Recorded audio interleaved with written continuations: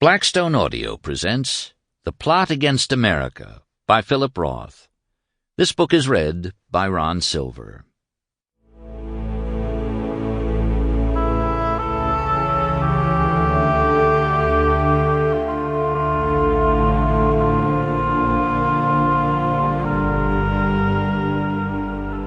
Chapter 1. June 1940 to October 1940.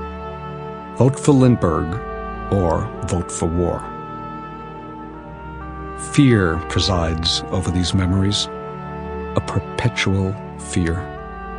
Of course, no childhood is without its terrors, yet I wonder if I would have been a less frightened boy if Lindbergh hadn't been president, or if I hadn't been the offspring of Jews.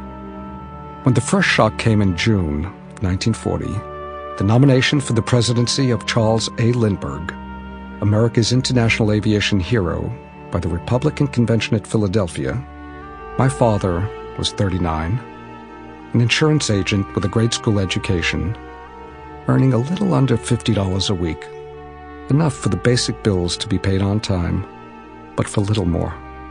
My mother, who wanted to go to teachers' college but couldn't because of the expense, who lived at home working as an office secretary after finishing high school, who kept us from feeling poor during the worst of the Depression by budgeting the earnings my father turned over to her each Friday as efficiently as she ran the household, was 36.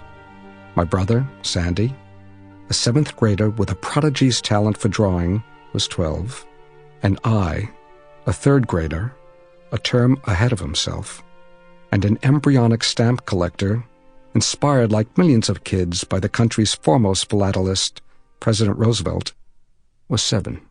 We lived in the second-floor flat of a small 2.5-family house on a tree-lined street of frame wooden houses with red brick stoops, each stoop topped with a gable roof and fronted by a tiny yard boxed in with a low-cut hedge.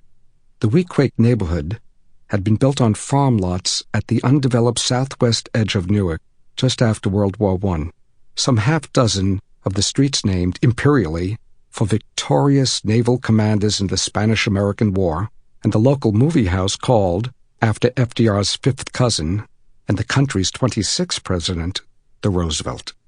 Our street, Summit Avenue, sat at the crest of the neighborhood hill, an elevation as high as any in a port city that rarely rises 100 feet above the level of the tidal salt marsh to the city's north and east, and the deep bay.